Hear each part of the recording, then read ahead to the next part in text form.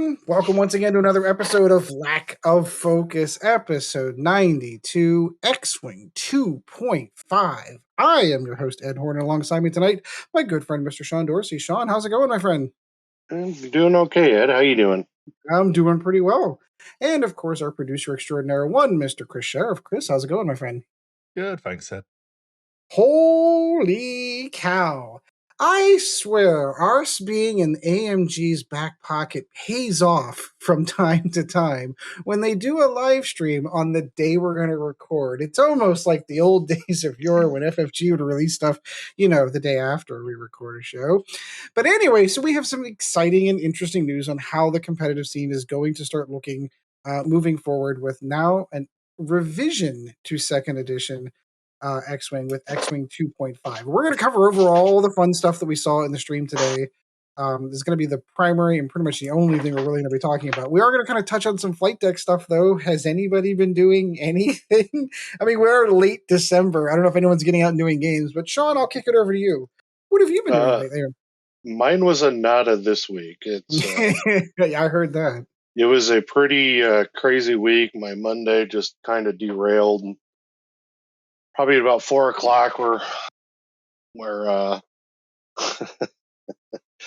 it was one of those things where I just couldn't do the D&D on Monday. It just got to be too hectic. So, but I think things are back to normal. But no, not really. I've stared at models I want to build, and I've done a lot of looking at video games I want to buy and video games I want to play, and but really just haven't had any time this week. Or really, my son he was on call, so when he's on call he doesn't come over to the house on Saturdays, so we didn't get any kill team in, and I don't know if I'll get any in this week because I got to install 2 breakers and two outlets off those breakers in my basement, and I need his help for it. So I don't know exactly if I'll get anything this week either. But it's the holidays, though. Like, legitimately, this is the time of year that everyone's kind of very busy. Everyone's jam packed. Everyone's trying to get stuff done. So that kind of makes sense. It's okay. Yeah, for me, like next weekend, for the holiday weekend, I have Friday, Saturday, Sunday off, and I'm going to probably play a lot of Farm Simulator because I want to play Farm Simulator, and so because that'll be my learning how to play weekend, which means I'll probably get about 2 hours in over the whole weekend. But I'm going to try to do a lot. And that's something at least. Yeah, but hopefully this Saturday we'll be able to get some kill team in. But like I said, I don't know. The following Saturday we definitely will. But this Saturday I have a plumbing project I got to do and an electrical project I got to do that I just need my son's help with. So that'll probably eat up his time coming over. He's out tonight watching Spider-Man, so we'll probably talk about that. About that on Saturday. Saving up for the weekend. Going tomorrow night. Me and Joe are gonna go, so have date night. I'm waiting either for Disney Plus or for it to release on Amazon, and I'll buy it or watch it off Disney Plus. But I'm not really into movie theaters.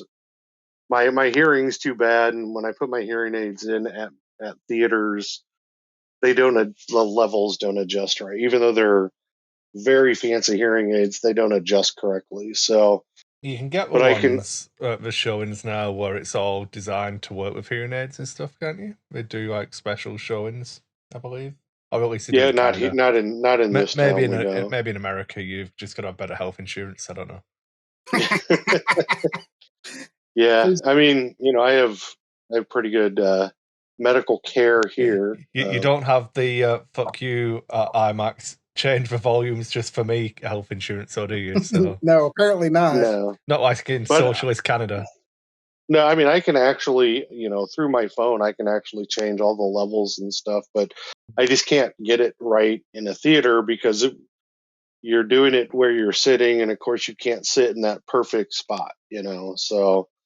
Well, and I think we've talked about this before. Like modern movies, I swear, like the volume for speech is really, really low, and then the music or sound effects come up, and it's really, really loud. And Loud, yeah. Yeah, like that's why. Well, that's why I like watching them at home. I got a 55-inch TV. If I want a theater experience, I'll pop some popcorn, throw some, Diet Coke or Diet Pepsi in a cup, and then with ice in it, with better ice than movie theaters have. And then if I really want to do it up, I'll just sit 6 inches away and feel like I'm at the theater, and but I'll put my hearing aids in, and I also always put on closed captioning because of that problem you have with the sound, because the levels are so strange. So I can get the best of both worlds doing it that way. And I actually am more comfortable at home than going to a theater anymore. Yeah, well, given the current climate of the times, I don't necessarily blame you. I started doing the closed captioning thing whenever I had kids because, God, kids can't keep quiet. Oh, yeah, they don't ever shut up. Yeah. Never. So, like, for me, if I want to be able to stay engaged in a film, it's over 16 years. I've just adjusted to that's how I watch everything anymore, is with closed captioning, so I don't miss anything. Yeah. So I'll probably hear about Spider because you can't ruin movies for me. It's like you could tell me everything in a movie and it wouldn't bother me at all. So I'll have my son tell me all about the movie, and then I'll just wait till it comes out and be happy. I will say though that I am thoroughly enjoying Hawkeye, and I think that right now that's one of the best Disney Plus shows they've put out. And another couple of weeks until Book of Fett comes out. Yeah, I'm not like everybody else where I've never been a Boba Fett fan, so I'm not really excited. It's funny that you mentioned that because I was never a big Boba Fett guy myself either. I mean, because if you take his amount of screen time between Empire Strikes Back and Return of the Jedi, he's not really that major of a character. So I was like, I get all of the legend that got built up after him. I totally get it. But I was never a Boba Fett guy. The only reason why I'm super excited is because, well, it's new Star Wars. It's new Star Wars. It is in the Favreauverse, which I really enjoyed. So I'm really kind of curious to see where it's going to go. And by Favreauverse, you mean that it's Star Wars because Kenny and Favreau are the same company. You mean it's you can be Kathleen Kennedy verse? It's the Kennedy verse. It's new Star Wars. You can do what you want. Like we can agree to disagree on that one. You can disagree, but you'd be wrong. Are they making that in the volume like they did the other one, like the Mandalorian? Yeah, it's in the same as far when you say volume. No. So the volume is like the stage that they. Oh yeah. That's how they've had to do it. That's how they had to film it that way. It's simply because of COVID times where they commandeer is not the word I want to look for. Quarantine off the staff as they're recording. Yeah. So that's why they ended up doing it that way. And so they filmed that in the same set, in the same set. Okay. Because I do like that. I like what they do in the volume and how that Unreal Engine view and everything else it's really cool. And other than one episode in the first season, everything felt genuine, in when they did it. The one that I didn't like as far as episode and the look of it was the one where oh my God, I can't think of his name. Mr. Krabs was in. Clancy Brown. Clancy Brown. Yeah, where they had him, the Twi'lek, and the comedian guy, and that was a terrible episode. But beyond that, I'm such a big Bill Burr fan that I just let that one slide. If I had to pick a terrible episode, not necessarily terrible, I was not a big fan of the Spider Cave episode. That's my least favorite Mandalorian episode. Yeah, I mean, but that was also first season, where they were where they were still feeling it all out, and I don't, this might be kind of heresy to say. I don't know, but I really enjoyed Disney Plus, and I don't regret paying for it every month. But I haven't gone back and rewatched anything that's been released on it. Oh, I've totally watched Mandalorian twice now. Well, I've watched. I've just watched WandaVision twice. Yeah. I've done WandaVision twice, Loki twice. Yeah, I did Loki twice. That was the other. I was trying to remember what the other one was. Yeah, we did Loki twice. So. And then I watched The Mandalorian season 2 twice. Seen that one twice. And I may have watched the last episode of season 2 like 7 times. Oh yeah. I've actually only watched that one once, but I've watched, I think, the first 5 or 6. I think it's first 5 twice, and then last 10 minutes of the episode still gives me chills. If I watch, I will go back and watch all of Hawkeye again just because I want to see it. And I really hate, with me and my ADD and the way it screws with me. Don't spoil it for anyone. I hate episodic TV. So really? Yes, I really. I wish that they would just plaster it out at one time so I can watch it all. So it's just the way that I am, No, and I understand that. The mentality of it makes sense to me, though. So, like, legitimately, they're trying to get your dollar for longer. Honestly, that's all it is. If you make the mistake that, like, Netflix does when they release Stranger Things or Orange is the New Black or whatever the hell the next big show is going to be, they did Squid Game. They release everything all at once. So, hey, there's this great show everyone's watching, Squid Game. I'm going to sign up for Netflix for 1 month. I'm going to watch every episode, and then I'm going to cancel right after the end of the month. And then I don't even know that that's the case. I guarantee you that's the case. No, I mean, I understand what you're saying, but like, I had a discussion to this similar to this with Greg on Tuesday. He was saying he didn't like WandaVision because he didn't think the what do you call it, like the episodic nature of how they did the episodes and all that worked. He didn't like it, and he's the same. He just binge watches everything and wants to watch it all in one go. But I think some shows benefit from that pause and that gap and let you build the hype and let you internalize what happened and everything. See, I'm not like that. I can't deal with that. But if you just go from one to the next, you miss out on a lot of the way you digest. It's like kind of difference between reading a book and watching a movie. I agree. And that's why I watch things over. Like, I'll go back and watch it a second time or a third time, the whole series too, Well, and there's something about that level of anticipation, though, too. Like, not for me. Because when Mandalorian comes back on, or when Book of Fett's going to go on, it's going to be Friday, Boba Fett. It's Boba Fett night. Like, that's what it's going to be, and it's going to be that way for however many weeks that they're. I don't even know how long the shows run. I've tried to avoid as much spoilers. Do you watch it as a family though, or watch it with other people?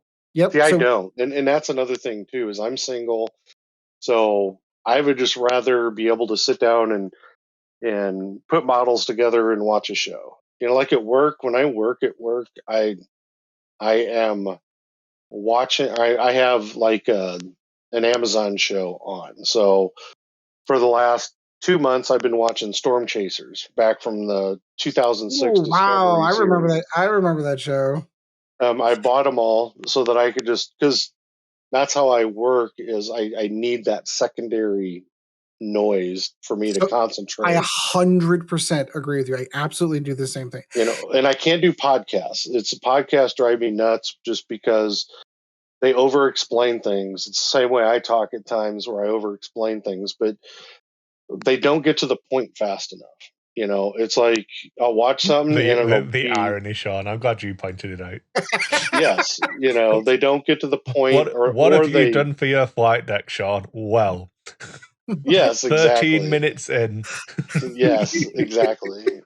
That's my ADD happening right there. Yeah. For me, I like the episode because it was interesting to me whenever Disney made that decision to do that with The Mandalorian, because up until that point, my kids have never experienced anything like that. Like, every show that they have ever watched was on Netflix, and they could just watch everything all at once. Boom, season 1, season 2, season 3, and they're all the way through it. So for them to be like, "Ooh, this is really, really cool. Like, when's the next episode?" And I had to explain to them, next week. What? Like, yeah, this is how TV used to be, is like on, must see TV Thursday night. Like, that's how things used to be. Like, you had to wait till the next week to watch the next episode. It gives you time to, savor it, enjoy it, and then kind of come back to it. I mean, the real reason I still genuinely believe is it's the dollar value. Like, they want you to come back and continue your subscription dollars for an additional month or two.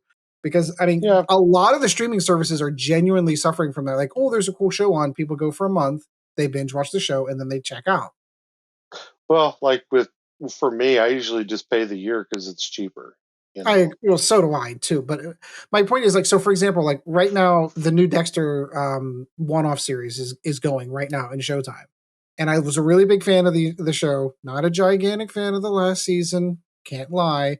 But I'm not going to do. They're doing that episodically, and I'm going to wait until it's ended, and I'm going to do that. I'm going to go sign up for 1 month, watch all of Dexter, and then cancel. Like, And because I did that with I did that with Apple Plus with yep, Foundation. yep. Where unfortunately I didn't do it correctly because I thought it was over. I thought it was all over, and I did it when it was like episode 6 or 7. So I had to go a second month with it, and then killed it. And then when season 2 comes out, I'll do it again. The only one that's got me like captured is because I'm going to play for Amazon Prime anyway, and since I get the service for free, basically, like I'm gonna do that. Well, it's like The Expanse. I really want to watch the episodes, but I got to wait for it all to be over because Okay. I can't handle that break in between. And what used to kill me about TV in the older days was when you would have like Thanksgiving and Christmas, and then they take like 3-week break in between Yes. episode 15 and 16, and then I would just literally lose interest in it. You know, like Criminal Minds is a great one. I'm watching when I take lunch at work. I watch Criminal Minds at lunch. You know, That is my wife's favorite show. She's on her third rewatch of yeah. Criminal Minds from beginning to end. Yeah, I stuck with it for like 5 seasons. I hated the first 2 with Mandy Patinkin. Really? Oh God! All Oh right, God, so I hated those. you and I are going to stand in stout disagreements. I loved the Mandy Patinkin Yeah, season. He's one of my favorite actors.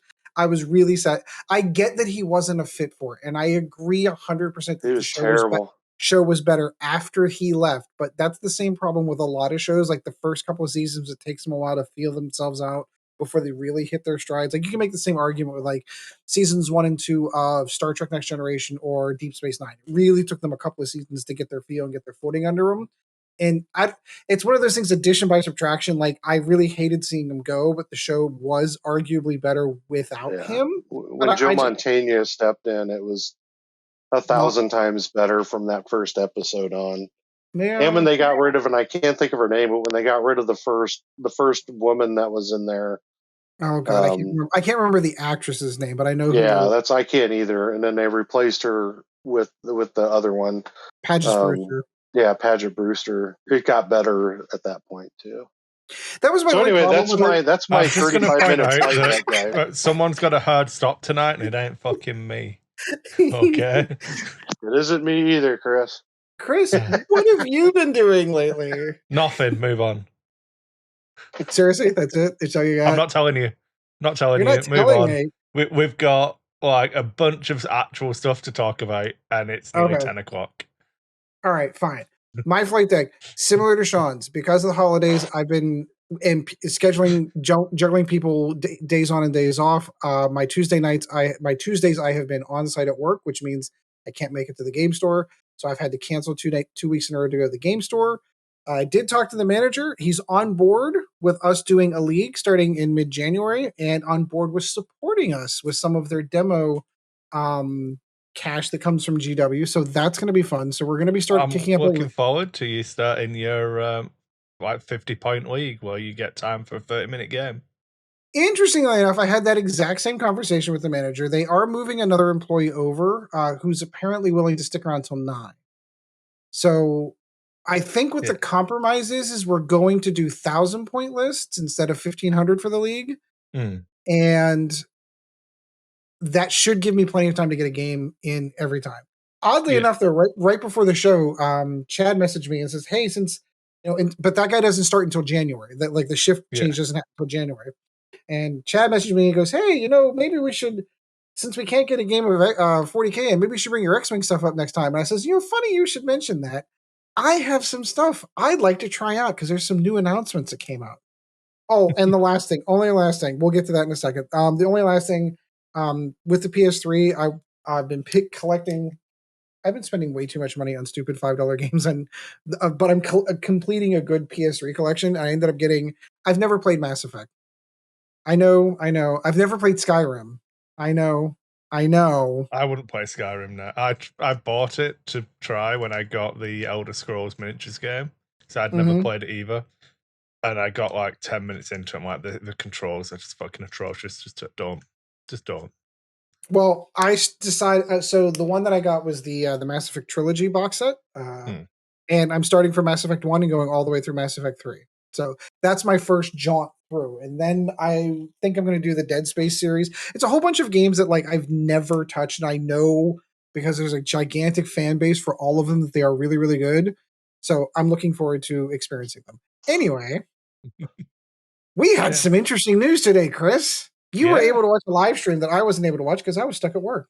I only got in like 20 minutes late because Evie, parenting. It's good. But yeah, I watched most of it. I saw I'm actually playing the game, so that was the main thing.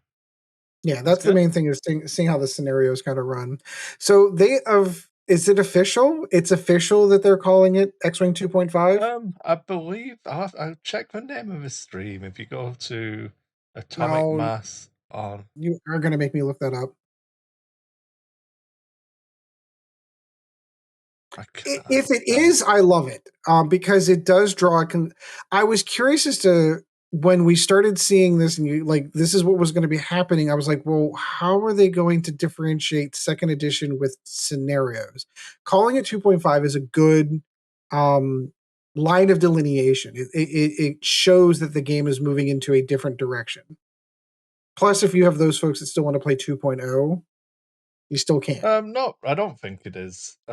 The X-Wing gameplay, Scum and Villainy, it doesn't really mention anything about it in the VOD name. No. So, oh, well, then if it's not official, then it should be. Because I think it helps draws a line. X-Wing 2.0 isn't called X-Wing 2.0. That's just what we call it. It's called X-Wing.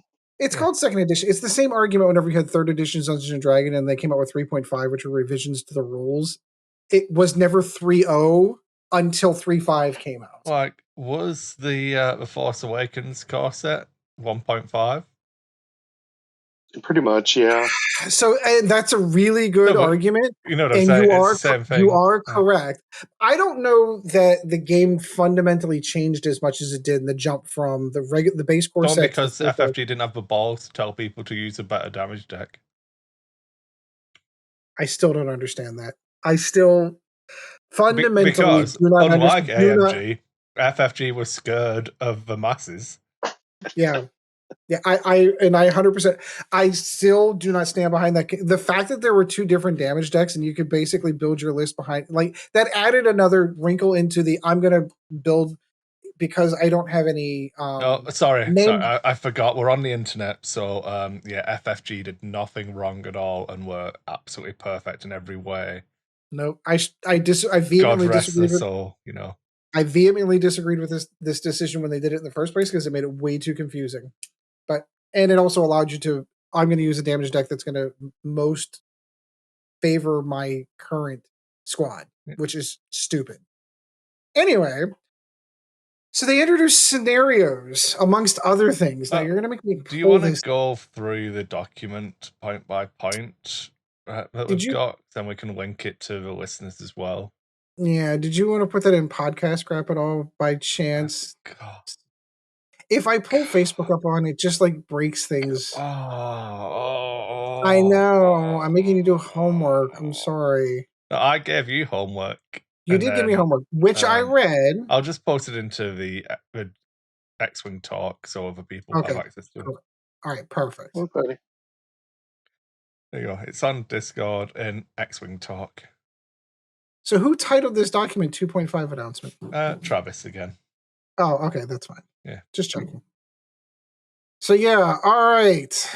Starting next year, January or early February. Yeah. I'll leave the Ryan Farmer comment alone. It's fine. I'm sure Farmer doesn't mind. It says Farmers King. It says Farmers King at LVO. I read that the first time and I went, Basically, they Farmer and D on mine or Fly Better as it is now. Were running LVO and they announced that unless any rules changes came out 10 days before, they were going to be doing whatever, like effectively extended.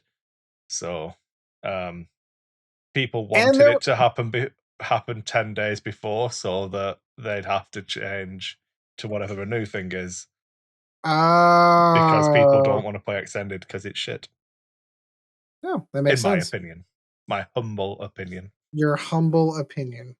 But in any case, okay, so officially this is going to be released January or early February of 2022, which is only a couple of weeks away, to be perfectly honest. Core rules will be released with new points updates in January, February. So the only thing that I thought was weird about this particular announcement, that we're going to have new points for ships as well as current. What does that mean? Okay, so because they were playing with the rate, like if we had longer, we would also be covering the Razor Crest and the Mandalorian spoilers and the ISB Jingoistas and Moff Gideon, because all of those cards have been spoiled, and we're not even going to touch on them at all because hard stop. But we have a show next week we can do. Yeah, but we can do. Are we doing a Christmas week. show? We can do. I don't mind. Well, my calendar says that that's the 30th, which means we totally can do another show before the end of the year. That's 2 weeks. That's 2 weeks. It's the 16th today, so the next week wouldn't be the 30th. Oh, all right. So, and Chad gets me every time with this because I always say next week when I mean the next show. It's really next 2 weeks. That is a Freudian slip on my mind. I have no idea why I did that. That's okay, as long as we're on. When I said next week, I meant 2 weeks. Oh, sorry for not living in your brain. Even though we both know I live in your brain rent free. You do. So sorry. That's okay. Basically, what they meant is that because of such big changes, stuff needs repointing. There's also the new points for the new ships. Oh! Yeah. I see what you mean. Okay, so there are new ships that are coming out. They're going to have points. Those are going to be the quote-unquote 2.5 points, and then everyone else needs points adjusted. So that makes the rest of the document make a little more sense because there was something in there saying there's so much that they have to change that the points adjustments aren't. Yeah, basically, on the last stream, they said that the goal was to have these rules out by December, like end of the year. So on this stream, they're like, yeah, we were doing it, and then we realized that the bunch of stuff needs repointing, so we're gonna let you haters for a bit longer whilst we get it right. We're gonna not release it until we've got the points where we think they need to be. Yeah, and I'm totally fine with that because considering the changes that are coming, there's a lot that they probably have to consider with each individual upgrades. Spoiler alert, there's a ban list already that's got at least one card on it that I was like, oh, now that's interesting. Someone asked about it. Basically, the haters immediately jumped onto that. We'll get there. I don't want to jump. We'll get. Yeah, I don't want we'll to jump around a document. So yeah. All right, so let's get into it. So we've covered over basically the live and then points. The reasons for change makes the game more action packed.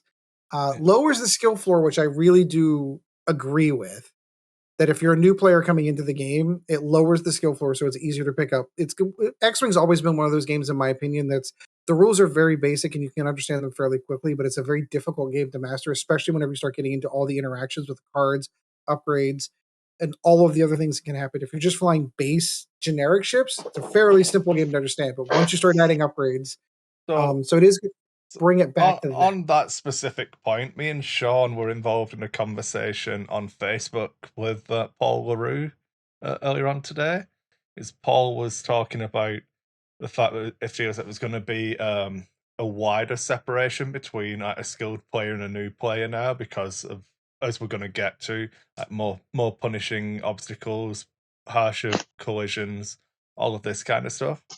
But I think I don't know that the interpretation of this statement is correct, the lower skill floor, because the scenario I would pitch to you is that as a new player, you place a rocks down and you go, oh, I can't shoot when I'm on a rock, and I might take damage when I'm on a rock, so rocks are bad, I must avoid them. Mm-hmm. So you'll hit rocks because you're new, but you'll learn the game and you'll start avoiding them, and then you'll be like, I can play X-Wing now. I don't hit the rocks, great, because rocks are bad. and then you'll play against a high-level player and realize that everything you learn is irrelevant because the obstacles don't actually matter. You always fly over them when you need to for positioning. Yep.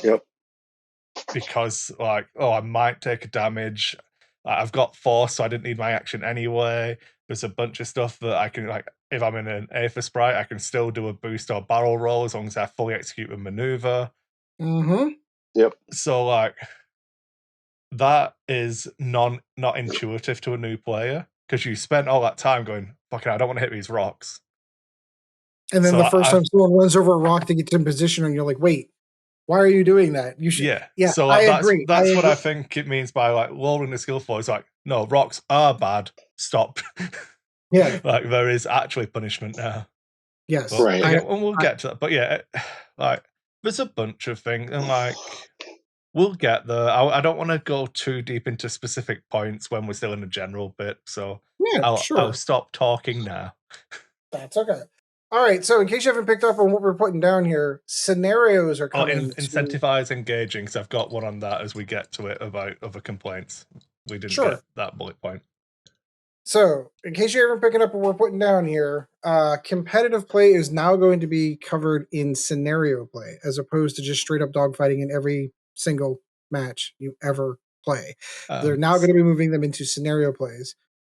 So I just want to double down on the bullet point on the document, which I believe is a direct quote from the stream, because I'm sure I remember him saying it. Scenarios are a pillar of competitive play. Yes. So these are for competitive play. If you go to an AMG backed event, so they set up regionals and store champs again, nationals, worlds, scenarios will be a part of them. Yeah. So I just wanted to double down on that point. I'm 100% in support. So basically, what we're looking at, the goals outside of a simple framework that exists. Their belief is that this is going to widen squad building options, which I 100% agree with. Because you need to think about the scenarios that you're building for each event and scenario before you attend an event. It's going to have the game not only about list construction and leads and points. It's going to force engagements as opposed to just dancing around each other, which I also 100% agree. The interesting flag for this one is that you can't win only by playing the objectives alone. So that should be in quotation marks, I believe, because you can. It's just highly unlikely that your opponent will let you. Right.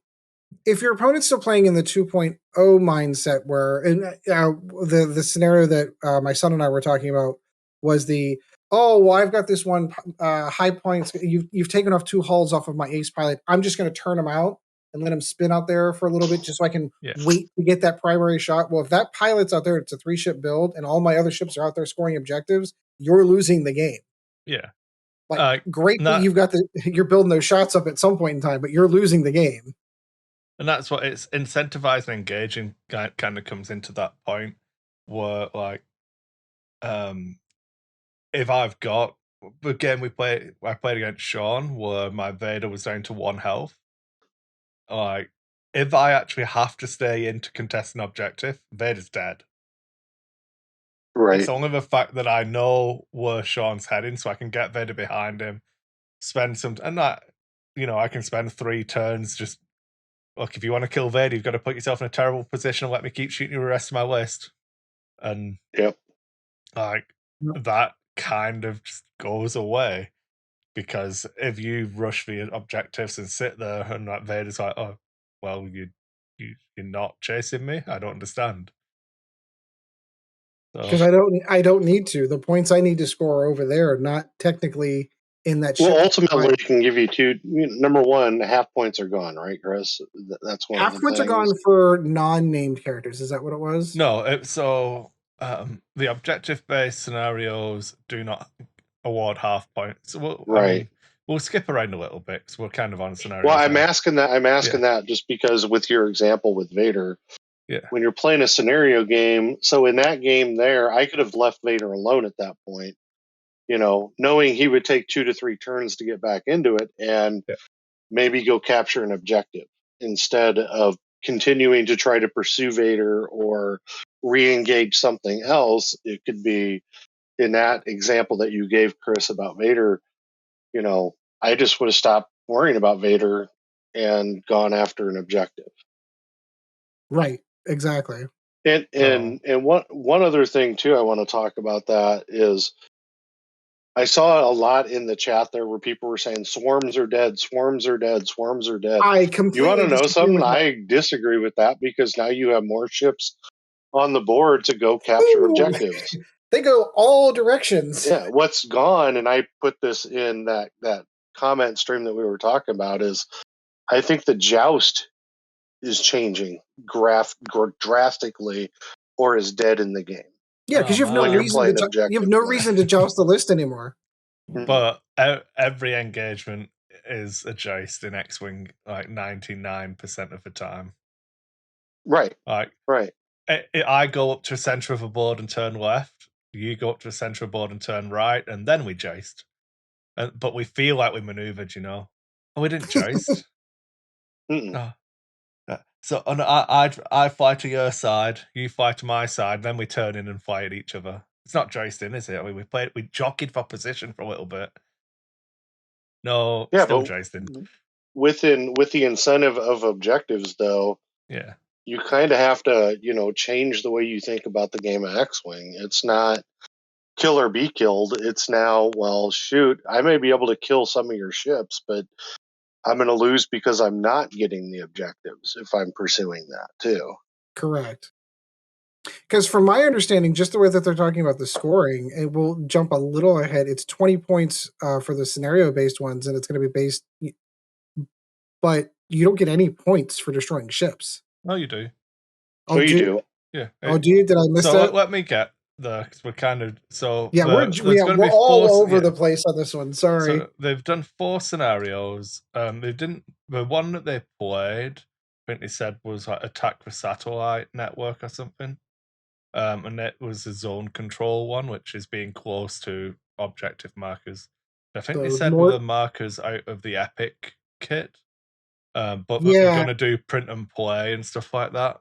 In the next kit.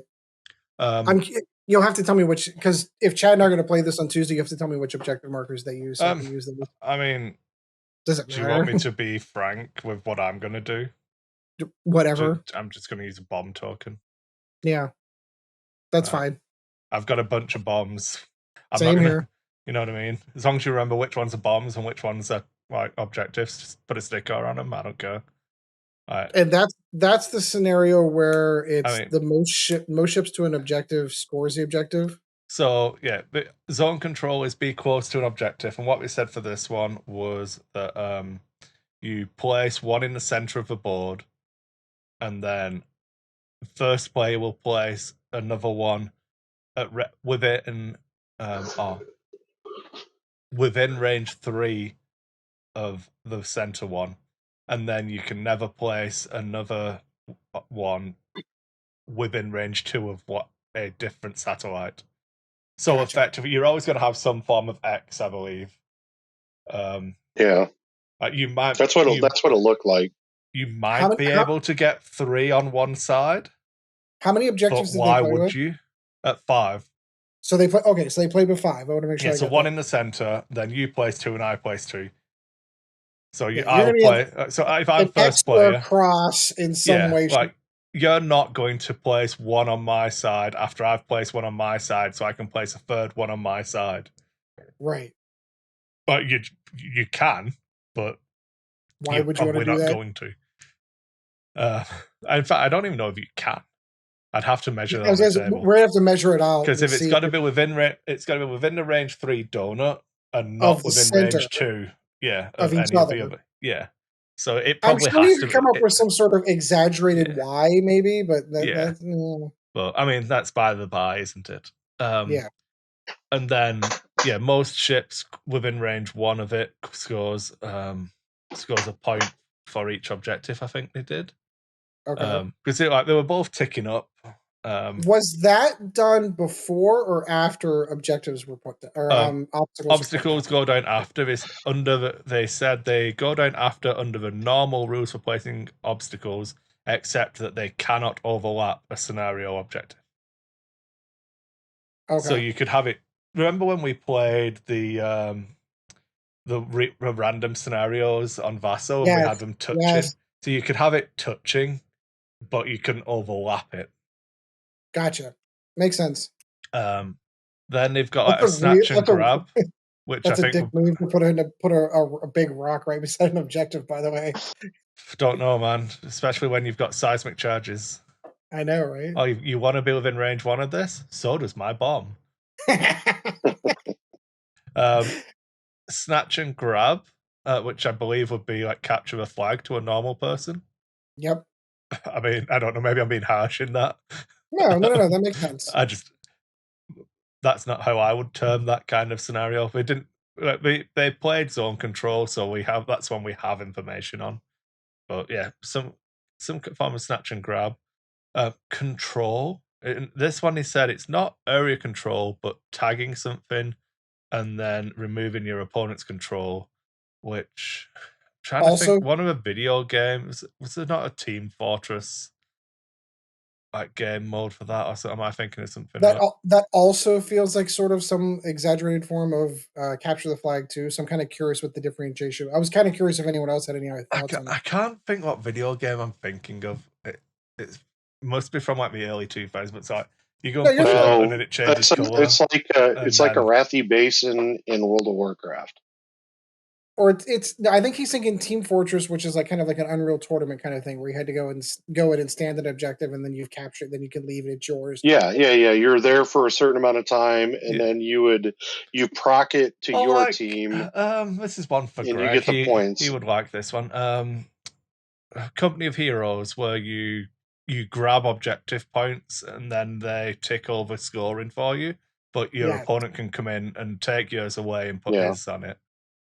That's a Wrathy base in World of Warcraft. Yeah. It's the same thing. And then chance engagement, which is dogfighting, but they did say that it has some scenario element built into it.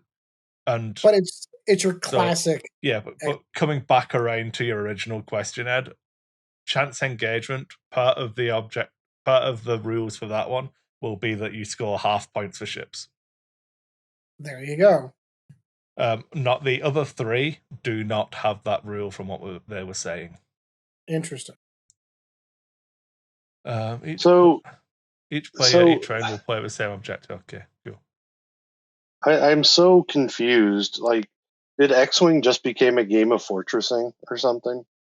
Well, no. Interesting that you mentioned that, because the next point on here says if you fortress in your corner, your opponent can score objectives and you lose. I mean, what do you mean become, Sean? Because Nova was fortressing before it was cool. You know? Yeah, but I don't understand. There was a couple Worlds events that I was at. You had the Richard Sioux Fortress, which I was on the table judging that one, and then I saw one that they fortressed with the two IG ships. And that's really the only fortressing I remember ever seeing. So let's be honest. No, there was a Worlds where they had the butterfly in, wing ship. Sean, just let me jump in, because I'm going to get to where we're trying to get to quicker. You're correct in the fortressing as a fundamental concept, yes, but how many times have you deployed an Initiative 6 ship in front of your pulp shuttle, so the shuttle bumps the Initiative 6 ship, so you get a free stall on turn 1? Never, because I've never played that list, but I understand where you're coming from. But that, under the, aces can do nothing wrong mentality, that's not fortune, that's okay, Yeah, I get that. But it's accomplishing the same thing. And you can't look at me and say you've never done that, Ed. Oh, no, I have done that. I'm saying that you can't call that fortressing is a lie, because it absolutely is. No, but I mean, like, people wouldn't know. People would be happy. I mean, but I'm just playing for positioning because it's skillful for me to make sure my shuttle stays out of the engagement for longer so I can maximize its impact on the game. That's a skill. When you're doing it with your YV666 and never moving, that's horrible and mean. Yeah, But when couldn't you? two So large base ships faced against each other and they keep doing ones and just doing this. Oh, Yeah. but okay, but couldn't you do the same thing and it'd be 100% legal if you could find a way to get a ship that has the red 0 stop and then do it and then pull the stress token off? Yeah, you can do that. That to me, is that fortressing? Well, Or is that using the rules of the game? No, but that's what I'm saying, Sean. Like, that's fine because people's arguably, interpretation of what's right and wrong is very strange when it comes to forcing. But ultimately, I agree. Basically, they are trying to make it so. Given that this is in the scenario section, not in the rules bumping section, which we've not got to yet. Yeah, we'll get there. This is to encourage you that forcing is no longer an optimal strategy. So the fact that you can't or shouldn't do it anymore isn't a problem because you shouldn't want to do it anymore. Yeah, because I mean, any sense. In that scenario, Sean, you could collect 2 objectives, maybe a third, before that ship has to fly off. And in a 12 or 14 turn, whatever they decide the term limit is, because I don't think I've seen that, eventually that ship is going to have to fly away. Like, it can't perpetually stay there. And even if it were, even if it could, I'm sure there is ways and means of doing what Sean's sure, talking about, like Cassian and stuff like that. One objective. What I'm talking about, though, what I'm talking about is when you have 5 small base ships and you position them in a way when they cannot move at all. That to me is fortressing. Yeah, but I feel like we're in the weeds for no real reason, though. We all agree. No, but that's my question, though. Did the whole game become fortress? Because all I see, all I've seen is this is to avoid fortressing, and it's like, what the, to me, fortressing is what Richard Sue did, and what I've seen 2 IG-88s do. That's fortressing. But using a ship behind another ship, sometimes when you set up, that's what you have to do, because a ship either can't move or a large base ship can't move far enough, and you still want to put your pilot skill 6 ship behind that ship or something to that effect, and it has to bump. That's my whole thing about it. Is it makes no sense to me where fortressing is you have an hour and 30-minute game and ships move on one of the last 2 turns. That's fortressing. But the rest is just a different conversation, though, Sean. That's what I'm saying. I understand that, but what I'm talking about is that everything that you've described was strategy. Because ships are moving. So why isn't fortressing a strategy? If the best way for me to win is to not come to you because I lose, why isn't that strategy? I think it is. So and that's fine. So me and you both have the same opinion that whilst fortressing is in the rules, I should be allowed to fortress in my corner forever and never leave it. There's nothing wrong with that. If it's in the rules, what Richard Hugh did there's nothing wrong. That's fine. Exactly. And that's what I'm saying. There's nothing wrong with. It's all fortressing. Whether I do it for 1 turn or all of the turns is irrelevant. I am seeking to gain an advantage by abusing the bump mechanic and to give myself a better positioning later in the game. But the bump mechanic, though, is part of the game because of the way the game is designed. That's what I'm saying. We're going to get there. Yeah, I know. Yeah. No, I know we're going to get there. But I'm just saying the key phrase of fortressing is what bothers me, because that's what I keep seeing. That's what I'm saying. This is a personal interpretation of what fortressing is. So this is what Travis wrote on the thing, because their interpretation of fortressing might be different to Travis's, might be different to mine and yours. Right. That's what I'm saying. You're getting hung up on well, I have to be, though, because of the word, because I don't think that's, if you're going to say fortressing is bad, then explain what fortressing is. They didn't say fortressing is bad. Detail. No, but they're saying that they're doing things. They're doing things. So they said the goal is to discourage it. Yeah. The goal is to force engagement. If you fortress in a corner, your opponent can score objectives. That means that you can still force in your corner. You don't have to come out. If you think that you can get a better position in the engagement to wipe your opponent out before they've got far enough ahead on objectives, you can still do that. But now there has to be more of a cost to it. There's more of a choice to make. Whereas before, if you had the advantage on final salvo, there was no incentive for me to ever leave my corner. Then change that. But my point is that with everything, there's a cause and effect relationship. So something had to have caused for fortressing to become such a maligned, it's like you had a tournament where half the lists fortress and everybody went to finals. There's been a bunch of fortressing at every event. Like we did a show on Star Vipers that didn't leave the corner. Yeah, if I had to say, it's the feel bad thing. That's the only reason why it is. It's the feels bad of this doesn't feel like I'm playing a game. I can guarantee you at every big tournament there will be a story about fortressing. So whether that fixture bill of did X-Wing become this or not, I don't know. Yeah. Like do I see it? Not really. But No. that's because people in Calgary like playing X-Wing. It came down to that social contract thing, Sean. Like where you and I are, even if it's in a competitive event, you and I both came to play a game. If you're just going to sit in the corner for 32 turns and let the clock run out, and then jump out and kill one ship and call it a win, that's not even, you don't have to. If you would only do it if you had the advantage on Yeah. But, all right, so just keep going because we should just do a show just on that alone. Just on fortressing. All right. Well, just the definition, what that terminology means, because to me it doesn't. We don't need to. Because the incentive is there to not do it. You're so what you watched the game, correct, Sean or Kris? That you saw this. Yeah, so I saw the Geary game. I saw the I'm talking about the one that AMG played today. That used the I watched bits and pieces of it. When did they score objectives? Did they score objectives at the top of the phase? At the end phase. Okay, so that's important to note. So if I've got 5 ships I've scooted onto 5 objectives and 3 of them die, we get to the end phase, I don't score those objectives. Those ships aren't there. I'm just trying to get into my head how to score these. No. So the way that they talked about scoring is you play to 20 points. If tied at 20 plus, keep playing until someone gets ahead. That's an interesting one because I'm kind of curious to see what happens whenever you hit the time limit on competitive events because we know that that's a thing. When a ship is destroyed, divide ship points, I assume, by 10 and round up. Just so you do get... so it fits into the scoring for the scenario effectively. Okay, so I see what you're saying. So it is still possible to go out and kill things and still score the 20 points. If you kill 200 points, 200 divided by 10. I was just going to say...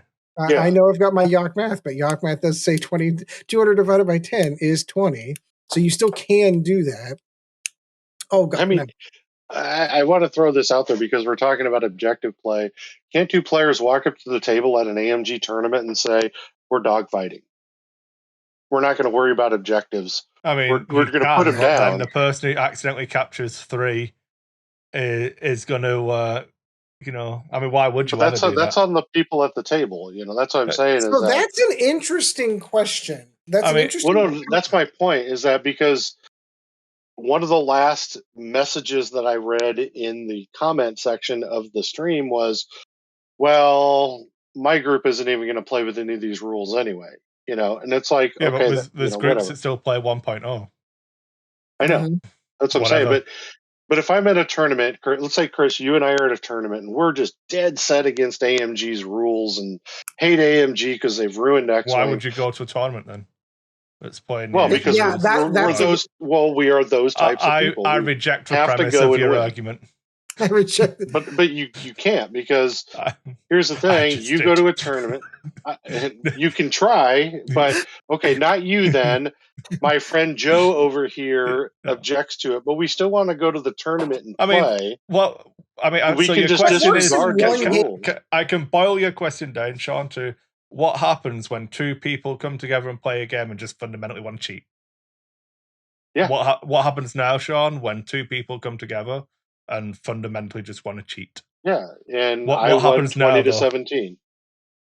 No, but what happens now? I mean, unless you put a TO on if you have a TO, Sean, and me and Ed go to a table, and I'm like, "Oh man, Ed, I really need a 200-0 to win now. So, do you reckon we just play a game, but when we fill out the scorecard, whoever wins, we just write down 200-0?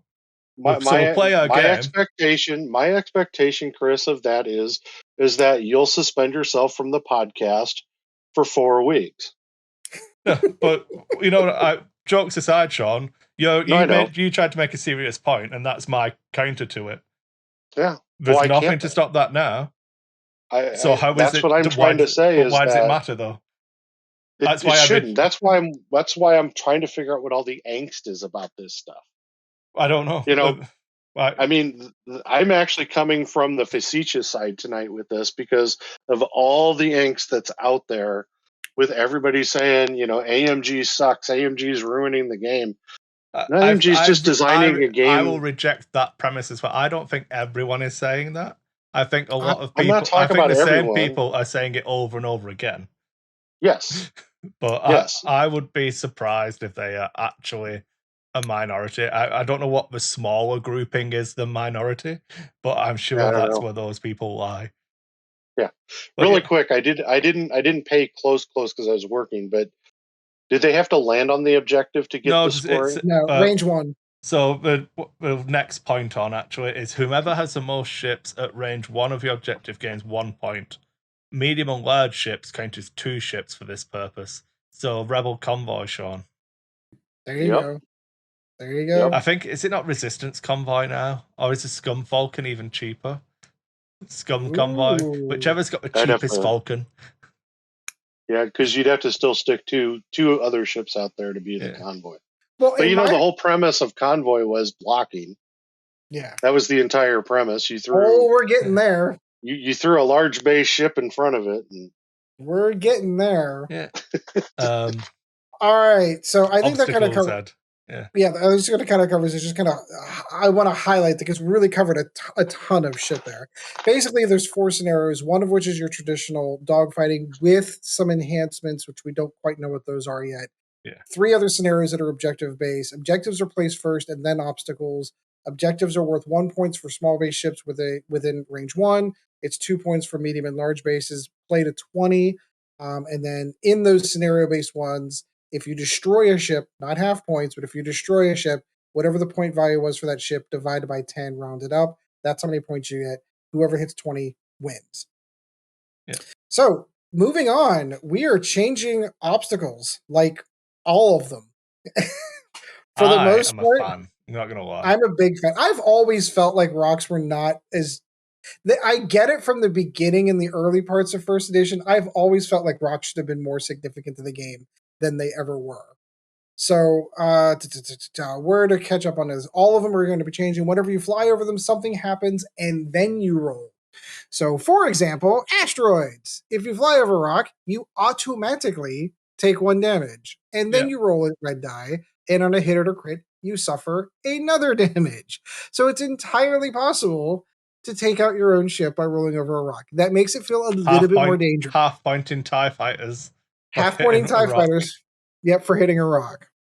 If you fly over debris, you're going to guarantee to gain the stress token. There's no option. You are going to guarantee to get it. And then on a hit or a crit, you suffer a damage. If you fly over a cloud, breaks all the target locks, but you gain a stress. A strain. And a strain. I'm sorry. I always, for some reason, my brain always misses it up. So that clouds currently with a one where you rolled and on a focus or a hit, you gained a strain. Correct. Which I've always disliked. But, just do a hit or crit. But anyway, doesn't matter now because you're going to gain the strain automatically.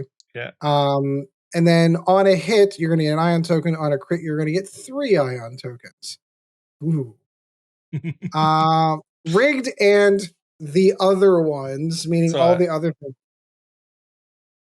So rigged cargo chute, spare parts canister, maybe the new chaff missile. I don't know. The other ones, I don't know. You're going to gain a stress for running over those, and on a hit or crit, you're going to get a strain. There is no damage associated with them. To me, that shows that they're thinking about the impact of these changes, because like rigged cargo chute and spare parts canister are currently under FFG rules, just debris clouds that you can deploy. Mm-hmm.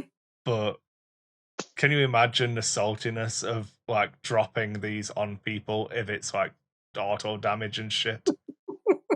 Yes, because all of a sudden they become bombs. Yes. Strategy. Well, it's not it's like you drop the bomb, you drop it on them, they get the strap, then they fly over it and take it, and then you blow it up with your seismic charge and you take more damage. Yep. Oh man. So yes, there is some thought process going into this. If overlapping asteroid debris, you cannot attack. That is interesting, and you skip your perform action set. So that is a whole new play.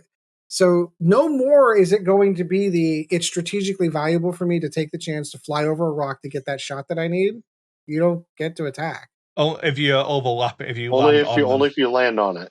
Oh, okay, gotcha. Okay, I misread that. So yeah, if you are overlapping, all right, then that's fine. Like, That's pretty much... you used to like land on clouds and there'd be no consequences. Yeah, or you land can't on... attack on any of them anymore. But I do love the next bullet point though.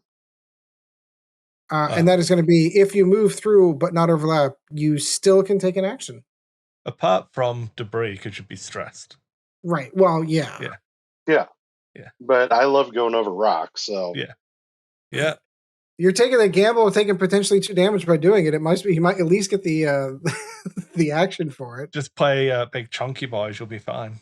Mm-hmm. That's what I'm doing. And they have clarified that tractors can no longer be placed on an obstacle. So much for that strategy. It kind of went back and forth because obviously tractor beams would be perform a boost or barrel roll, which couldn't overlap obstacles. But then it got clarified that once it says perform a boost or barrel, it's not actually action, so you can go over. And now it's just like, nah, we're making this harsher, so just no. So no, you can't do it anymore.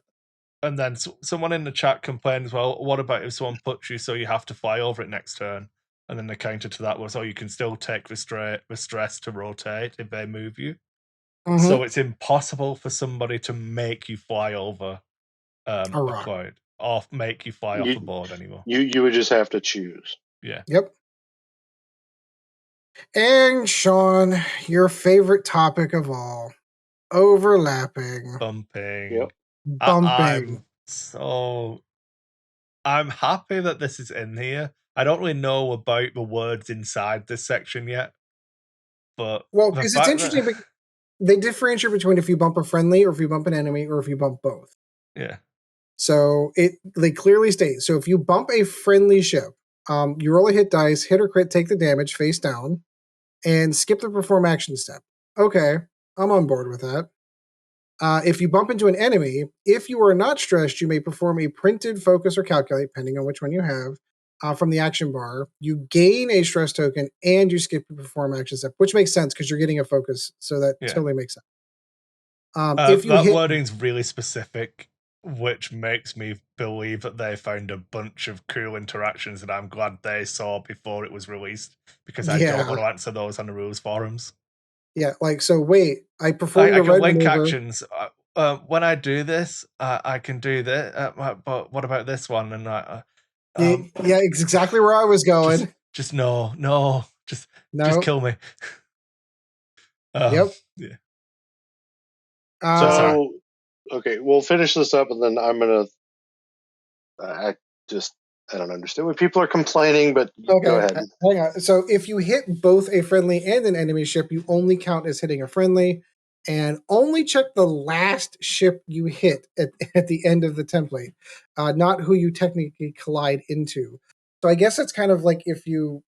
I'm trying to imagine what that scenario is that there's 2 ships bumped up. Are you flying over other ships? Or? Right. It's got to be that.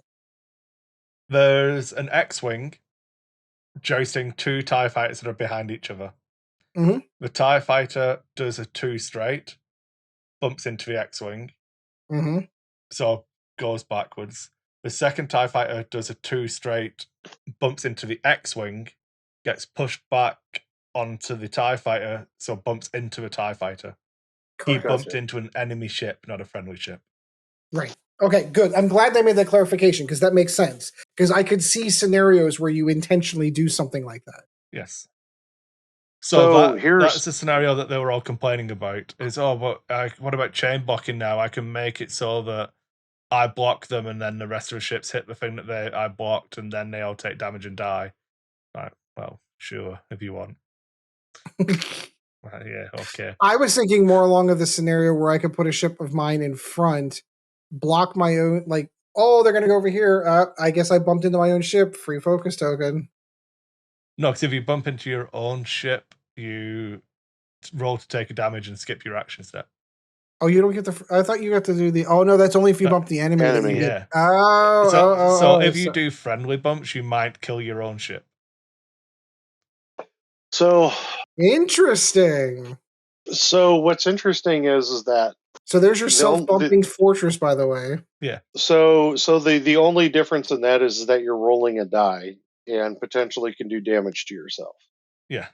Yes. That's the change in that, which makes total sense, because if you're if you're going to take out fortressing out of the game, which whatever, playing a strategy where you're bumping your own ships, I'm actually kind of cool with that. If you're going to, because you can still play the strategy, you just put yourself at risk, like you guys said earlier. Yeah. The enemy one, it doesn't really change the way the game is. You couldn't do an action before.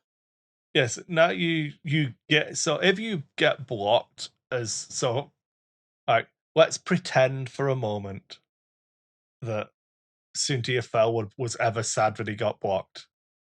Oh man, I don't get my action. Spoiler, you're in my bullseye because you blocked me, so I get my free focus token. Mm-hmm. So now Fel would have 2 focus tokens. Cool, yay! I mean, let's be honest. You probably would choose to not take the bumping focus because it would stress you, so that you could just get his free focus anyway. If you bump with Fel in this instance, but no, obviously I'm wrong here. I would rather not have an open dial because the world's ended. I don't know, something. AMG ruined X-Wing. I don't know. I mean, the only change of that to me is if you're bumping another ship, you're still able to get a focus, which I believe doesn't every ship in the game have a focus or a calculator. Or a calculator. But I'm just saying, I'm talking about every ship in the game at least has focus. And then if you're playing ships with calculate, great. But the only difference is you gain a stress then at that point. Yeah. So, I mean, is the complaint that blocking is a strategy, which has always been a strategy? Since the game, I think the complaint is now that I've not denied them an action. And so yeah, I get that. What people are missing here is that the focus token's irrelevant. Right. Yeah. Right. Because the reason you block Soontir isn't to deny him a focus, because as I just pointed out, you weren't denying him a focus anyway. Right. It was to stop him from repositioning so he can actually shoot the little shit. Yes. Right. So blocking is still a strategy. Yes, they get a focus token, but if you were relying on the one shot to push damage through onto the ace that you skillfully blocked, I've got bad news for you, my friend. That's not a kill box, that was just you failing at the game still, And yeah, sure, there's times where my dash rolls 6 dice, so I only need the one shot. It's like, look, I'm pretty sure a dash with 6 dice is still going to punch through this red focus action that they got. Don't worry about it. Pretty sure. Yep. Funky stuff happens at range 0 now. You can attack at range 0 now. Every ship. Yeah. Not just your Jake Furrows of the world. Or which one was it? It was Arvel. Arvel, thank you. Not just Arvel. Everyone can attack at range 0 now. When you attack at range 0, you cannot modify dice or add dice. Okay. If defending at range 0, enemies cannot modify your dice. Okay. So, I can't think of a card at the minute, but old-fashioned Sensor Jammer would not work. Yeah, that was what I was thinking. Yeah.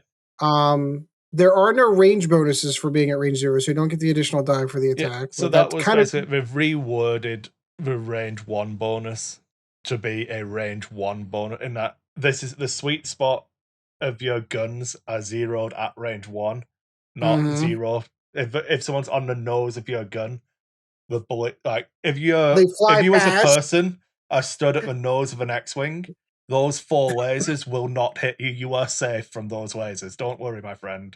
Yes, they don't pivot in. Ships that are so there's no range bonus. Ships that allow a range 0 attack will be changed to allow a range bonus and possible other effects. So you're like your Arvels, for example. Right. I do have a tangent here because we are lack of focus after all. Of course. Everyone's default here is always Arvel. And it's like, oh man, he should be able to do cool stuff at range 0. It's like, you know that as a pilot, Arvel probably didn't crash into things all of the time. Right. I'm sure. I don't think he did it once. One time. One time. Like, he did bounce off shit, but he did crash once. I realized that the bump did do damage to the Super Star Destroyer. I don't think it was his guns. Yeah, it wasn't.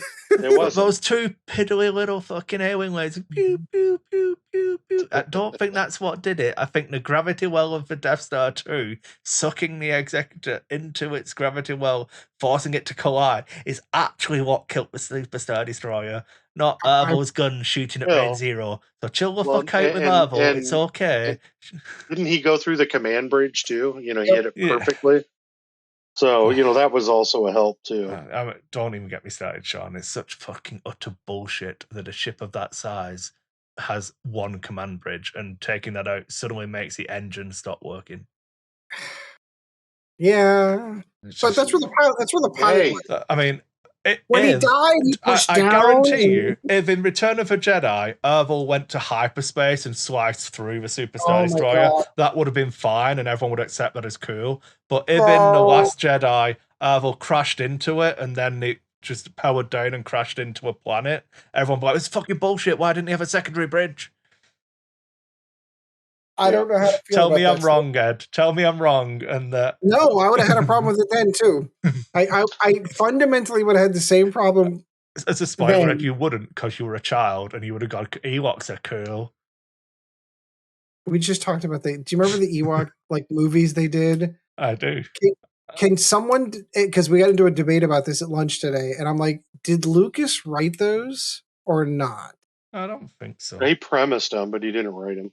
Okay, because that's kind of my point, because the argument was whether or not those were or were not technically Star Wars canon. And I said, well, I know that Lucas licensed those films. I don't know that Lucas wrote them.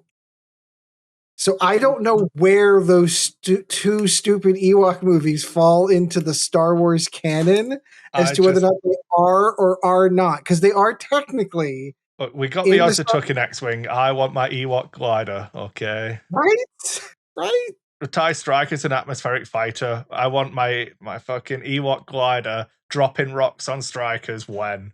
Come on, AMG, give the people what they want. Not before I get my Hoth my Hoth speeders. Sorry. Last but not least, at range 0, you can only attack with primary weapons, so no what bombs. What about Major Rima? Oh, right. I don't know. Just shut up. Oh, just leave me alone. Yep. All of you. Everyone. No missiles for you, kiddos. Oh, this is my favorite. Please read the full first bullet point of what you're going to talk about. I will read this in its entirety, in its bold, bullet-pointed format. If you could underline it as well and exclamation points.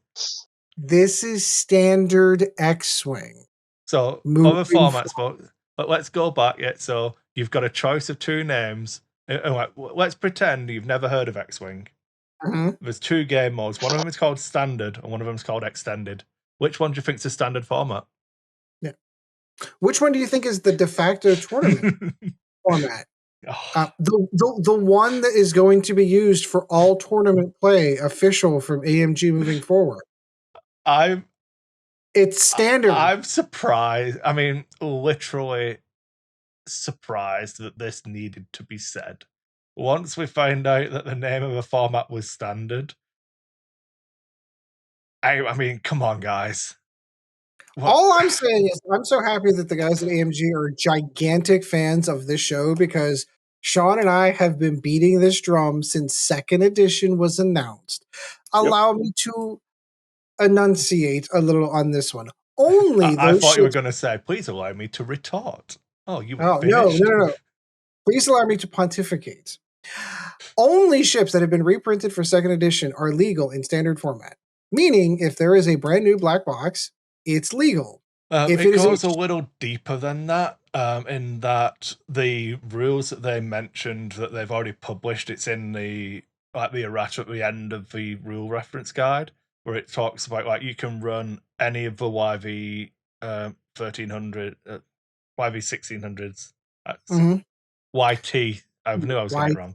Yeah, sorry, I'm going crazy. Any Falcon can be a Falcon because there isn't currently a Resistance Falcon. Any Hawk can be a Hawk. Yeah, so Rebel Hawks are in the standard format because the Scum Squadron box exists. That's the only way. So if the chassis is in a black box, you can field it in any of the factions that could take it. It's almost as if the statement that we made way back when, like, if I can go out to the store and buy it as a new player right now, it's legal in standard. If that ship happens to cross over faction lines, it is legal in standard. When do we get our royalty check? I'm just waiting for them to twist the knife and change extended format to be titled Legends. Ooh, or call it Modern. I would like or Legacy. Legacy. So what that means, because Legends is the official Star Wars term for none of this shit matters. Yep. To finish out this one, so all tournament events at every open is very open to all new players, meaning if I'm a new player, I can walk in the store and I can buy a ship. I don't need to go to eBay and spend $100 on a ship that has not been reprinted. All ships are also considered to be in the extended format as well. And then we've already covered that if it was already reprinted, but in a different faction, the Hawk, the Falcon, things like that. Yeah. The extended is the wild, wild west. There are no ban lists, no restricted lists, and all ships that were ever printed for X-Wing standard form, X-Wing formats is allowed. So I want to reiterate something here, guys. So standard format is the de facto tournament format. Is that what that said? That's exactly what that said. So nothing outside of black box ships, unless they were only in like a certain type Hawks, like you said. So like, if you wanted to fly the Rebel TIE Fighter, you can buy an Imperial TIE Fighter and the Rebel conversion kit and fly it. Yeah. Or if you want to fly the Rebel Hawk, you can buy the Scum Hawk and then get the conversion kit. Yeah. So it's almost as if, Sean, like we laid this out, I don't know, 2 years ago. Yeah. Like, this is how X-Wing should be played. This is all those cool ships. This is the nod that we gave to the old school players that were playing from 1.0. We know you've got all your ships. We'll just give you this format, but that's kind of like you guys play in your sandbox over here. This is what real X-Wing is. And I had all those gunboats now while I can, eh? Too late, I already did. And I had to swallow my pride whenever I finally accepted that, okay, I guess extended is X-Wing because that's what Worlds is running under. Now I can cough that pill up and go put it on a side and say, this is standard X-Wing. If I am a new player today getting into the game of X-Wing, I will be able to purchase at MSRP all of the ships that I am capable of flying in this format. Then what does that help with? People getting into the game. Right. Attracting new players, getting fresh blood into the game. That's exactly it. Yep. This move alone is worth its weight in gold as far as I am concerned. And don't get me wrong, if you're one of the old, I'm the old school players too. Please do not mistake in the fact that I have ships in that closet right now that have not been reprinted. I'm there. I feel you. I was super excited whenever the conversion kits, because it made sense to me at the time. Over time, it has made sense to me that those conversion kits were a gigantic mistake and should not have been printed. I'm not dissing you for enjoying X-Wing. I personally think you should play the game that you enjoy. If playing with extended ships and ships that have not been reprinted is fun for you and enjoy it, by all means, please continue to play the way that you enjoy the game. I'm not suggesting that you're playing the game wrong in any way, shape, or form. The only thing that I'm saying is that if you are going to have new players come into the game, you cannot put them into a format where, hey, that's a cool ship you're playing. Where can I buy one? Can't. I mean, you can go to eBay, maybe get it for like $80, $90, $100, but they don't print them anymore. They're gone. Like that is not a welcoming environment for new players. It just isn't. So have IG-88s been reprinted? Nope. Yeah. Nope. Big sad. Fire sprays are all right, Sean. Huge sad. You'd be all right with fire sprays. Yes. No, I'm good. The other thing that they spoke about, so they've got the ban list next. The only thing we got from this stream is that intimidation is probably on the ban list. But if we go back to the previous stream announcement, I believe they talked about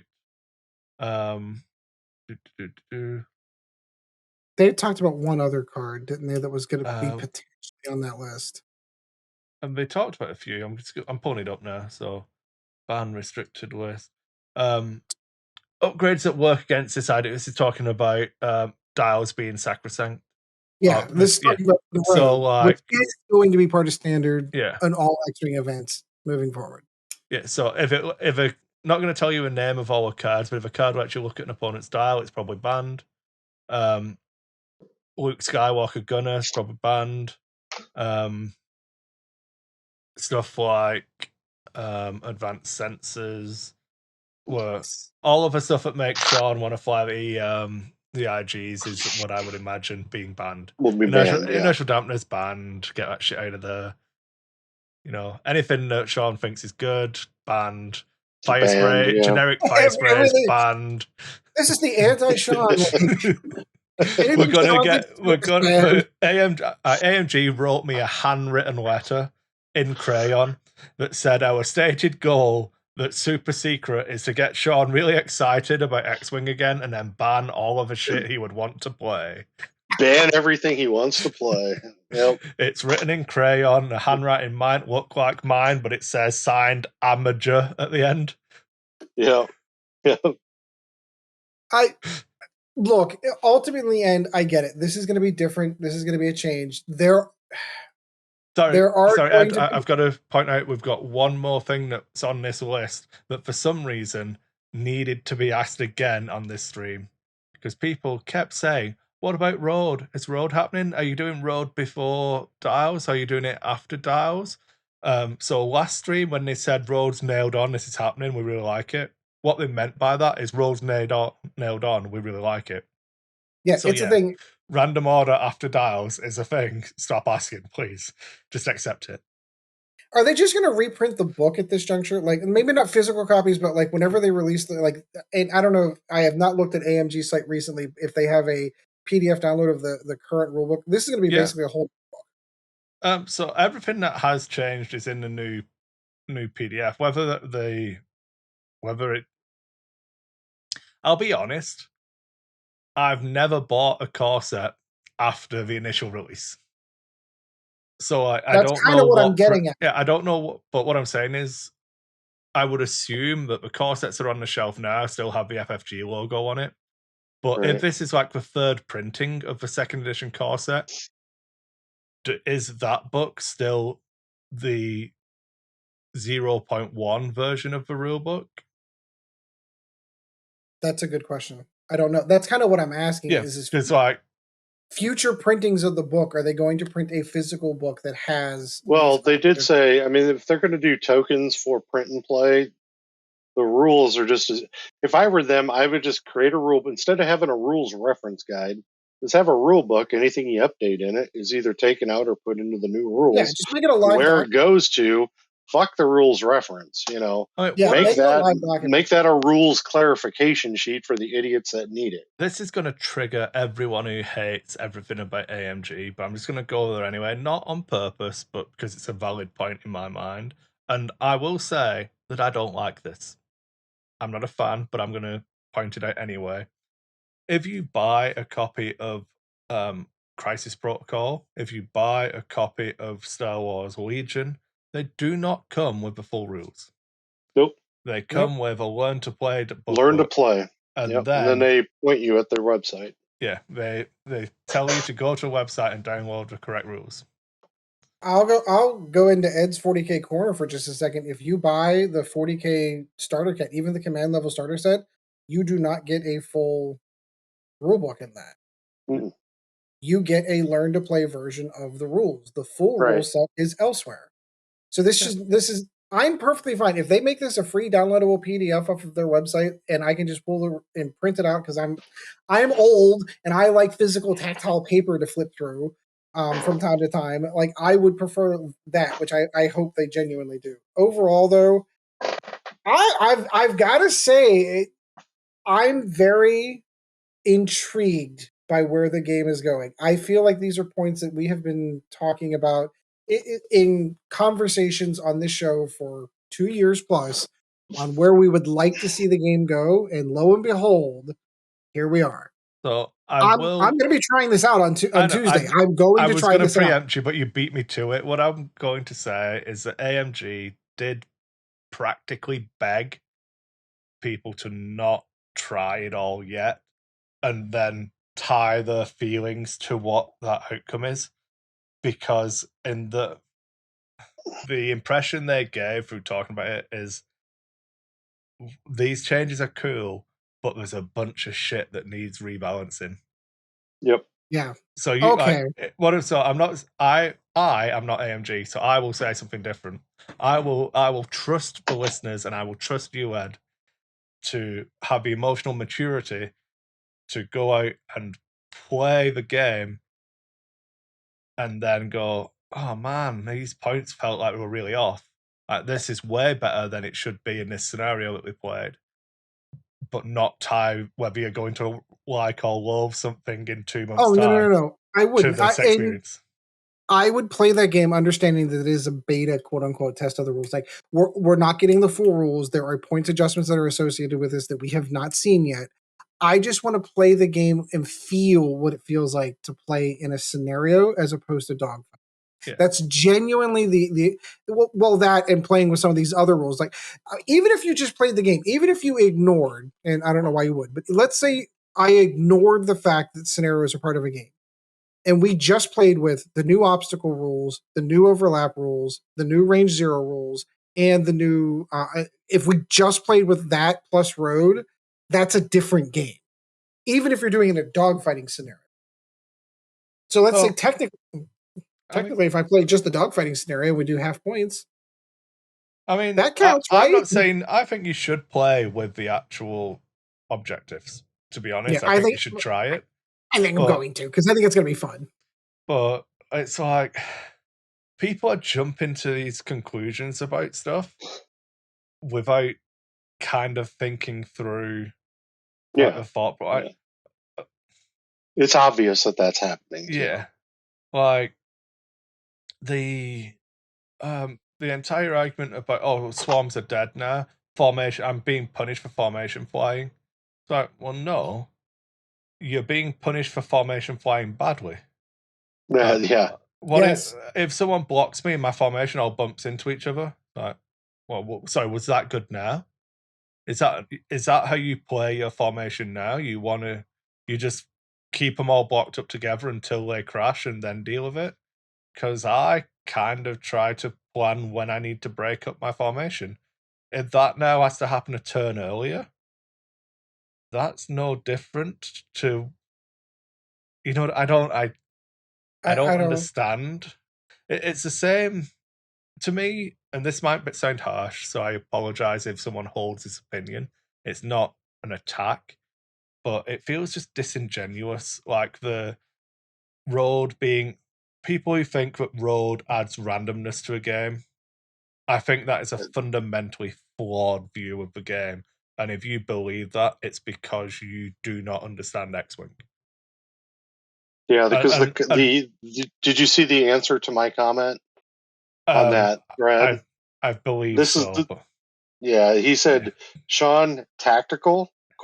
With road, technical, pure RNG. Yeah. And that's the thing that bothers me, that people think that the game is going into this whole pure RNG thing. No, the game is actually an analytical game now. Yes. No, it is. This isn't... people who listen should know that I do not consider myself any form of X-Wing Jesus. Or being good at X-Wing, or I play, I have a given level that I'm happy with, I enjoy the game, and I feel like I have a good understanding of the core concepts of the game. But anyone who has a firm belief that adding road just adds randomness because I don't know if I'm going to be going first or last. I feel like you're missing out on so much of the game that you're just. Yep. I don't know. I mean, so this is for banter's sake, but you're just smooth braining it, you know? Derp or flurp, I'm just going to dial my moves in here and there and it'll all be okay. Like, how can you having to account for more variables to make the correct decision? That being a requirement cannot make a game less skillful. Right. Fundamentally, adding more variables that you have to account for cannot remove skill from a game. Nope. You like the outcome of a coin flip or a series of coin flips that you get right can be greater, but that doesn't mean that making the choice to flip the coin in the first place was correct. That's results-based analysis and is incorrect. Right. And that's the thing that just blows me away is that, you know, people think that I really think what this is just a bunch of people who've been playing the game for so long are mad because they can't play the game that they think they're good at. You know, that it's a challenge. The get good piece actually means something now because my judgment of the game is that this is I liken this a little closer to chess than checkers. It used to be like checkers, where there was a lot of luck base in checkers, or you just built your list so that you're the king in checkers all the time. Where now I like road because road makes me think. I'm not just throwing a dial down to throw a dial down, like you said, Kris. I wouldn't even say that. I've found road to have very little actual impact on my games. Yeah. I mean, the only games I've played so far are the games where we put road in the forefront of the game. Yeah. You know, and that's the thing I'm saying is that when road has an effect in the game, you know, when road will actually be important in a game, road really all it does is just makes me plan better. Yeah, I would assume we're getting towards that time for Ed, so I think we probably need to wrap it up. Yeah, we're getting there. Seeing as Ed just had his phone buzzing in his mic, giving me some feedback, I kind of gathered what was happening there, you know? Sorry. Sorry. I'm getting to pick on you because I can. It was my warning to say, hey, look at the clock, jackass. That's what it was. I was aware. I'm all over it. All right. So, I mean, overall, for me, I'm genuinely excited. I am not, first, we're not, I haven't been that tied into the competitive community for a really, really long time. So I'm not a negative Nancy about these changes. I personally feel these are changes that have been a long, long time coming. That FFG was, I don't want to say, all right, I'm not going to go, I'm not going to go as far down the road as to say that FFG didn't have the balls to make the change on this one. I am going to say that FFG was, yeah, I know you would. I'm going to say that FFG was concerned about making these kinds of fundamental changes to an already successful game. And again, I'm going to applaud AMG. They absolutely could have taken over the game and just did status quo. Yep, phoned it in And did the same things that do point adjustments twice a year, do new ships. Hey, this new show's coming out. Boba Fett's coming out. Cool. We got these new ships here, and just kept things going and rolling. Instead, they have taken a very bold move. I don't know what the total outcome is going to be. I personally am excited by these rules. I feel like a lot of the things that we've been talking about on this show for over 2 years are coming to pass. Now, whether or not I am right or wrong, we shall see. We shall see. So, the good thing is if you're going to play this game on your coffee table, you can play with whatever rules you want to play with. Right, exactly. That's the whole thing, you know. My hope is that the only thing they concentrate on balancing is standard ships. I could care less if they balance even one Wild West ship. Ever. Yeah, Ever. I agree. I mean, especially those ships that they never intend to reprint. Yep. I don't even know that like you might as well balance everything at this point. Like, oh yeah, black box format is that large, but it's not that much more with the stuff that overlaps. Kind of like if you know how many points a TIE fighter is worth, move your phone, Ed. Just get it out there. Just do it. Sorry. But if you know fundamentally how much a TIE fighter is worth because you balance it for Imperials, you know roughly how much it's worth for a Rebel. It's still, I don't. I'm just going to wrap it up. I don't know. Yeah, your phone may have to go across the room. But you know, I forgot step 2, which was to unplug the mic and replug the mic in. It's fine. But yeah, you know, like if you know roughly what this type of ship is worth, you know what it's worth, so you can use that. Adding in, it's not like at the start of 2.0 when I think it was a fundamental mistake to add extended from the start, because within 2.0 we didn't know what a force charge was worth. We didn't know what these abilities were worth because it was a fundamentally now. Well, like, however many years down the line, we do know how much stuff's worth. Well, fuck, we don't anymore. Everything I just said, throw away. You're right, Ed. We'll just balance standard for now. But like, that's all I would. Yeah, if in a year's time we rebalance everything, I don't care. Like, whatever. Give the people a bone that they want. You know, let me sell those gunboats for a good price. So, as I'm sitting here looking at the quote unquote black box, what standard is going to look like, it's actually really fascinating to me. So, for example, if I'm looking at the Rebel Alliance, we're looking at X-Wings and Y-Wings, the Falcon, the B-Wing, the Ghost. I assume you can't run a Tantive.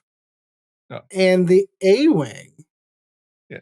But what I would say, Ed, is that's kind of it. Yeah. For in your head now, take the number of ships you think are in extended from first edition. Then add in the fact that you've got 2 new factions and a bunch of new ships for Resistance and First Order. Right. So like, there is probably more ships in second edition than there ever were in first edition. I've not done the math on this, but I'm pretty sure that I would. You're talking about the total collective. Yeah, you're looking at. I agree. Current standard format is probably larger than first edition ever was. No, I agree. Because you have added factions. Yes, I would agree. Yeah.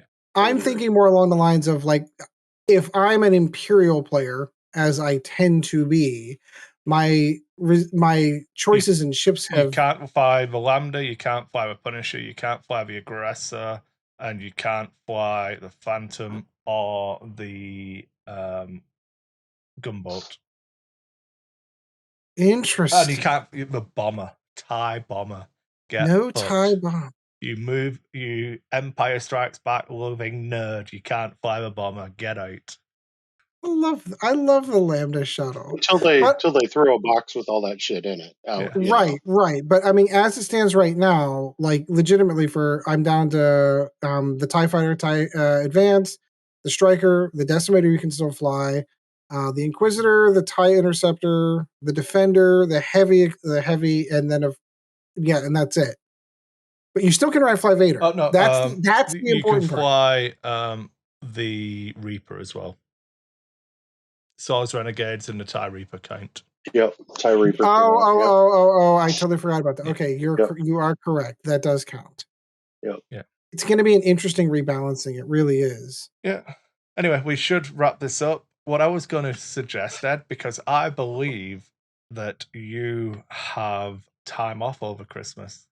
I do. So when you said I'm free next week, I've got 5 days vacation. So I believe you're actually free next week for us to do a show.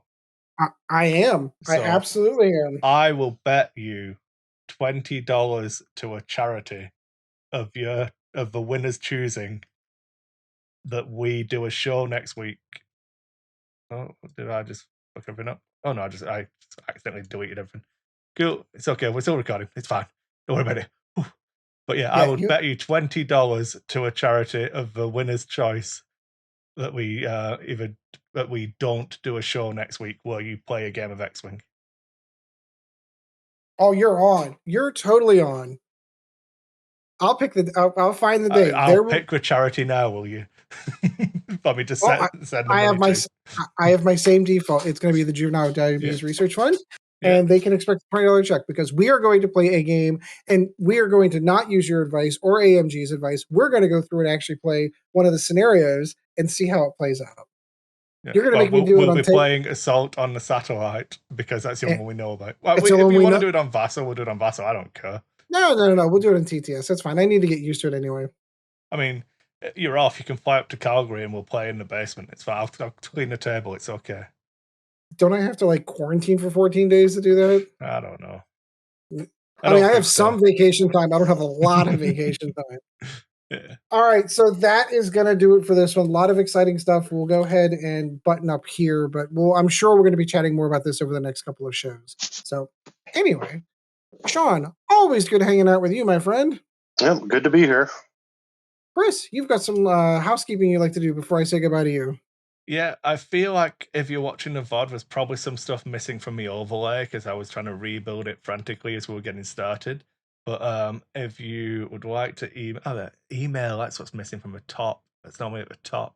The email is lackoffocuspodcast@gmail.com, which I had to remember, not being able to read it off my screen. You can find us on Facebook at Lack of Focus Podcast on Facebook. If you ever want to message us, ask any questions, just ping us stuff to that. You should join the Dice Hate Discord if you want to actually be involved in conversations. Yeah. I've just linked the link to that document, so you can check that out. That we've been reading from today. If you want to support the show, you can back us on Patreon at Lack of Focus Podcast on Patreon, which is a per episode. So generally we don't ask for a lot. We don't have multiple tiers where we try and gauge people for money. You can throw us $1 a show. It's awesome. It helps us cover the costs of all of the hosting and editing software. If you'd rather commit to a monthly fixed amount, you can support Dice Hate, which is the company I use to actually back the show, which is the loss leader. 5 years running. Yeah. At some point, the government are going to make me close down Dice Hate Productions because it just loses money every year and I never have to pay any tax on it because it just hemorrhages money paying for all of this stuff. But, what are you going to do? But yeah, so Patreon's awesome. It makes me not lose as much money. And yeah, that's it from me. All right. So I appreciate everyone tuning in. And please try to remember, especially in these new times, of 2.5. Fly casual. Thank you once again for joining the Lack of Focus X-Wing podcast. Check out Dice Hate Productions for all of the latest episodes, and we'll be looking forward to seeing you again next episode.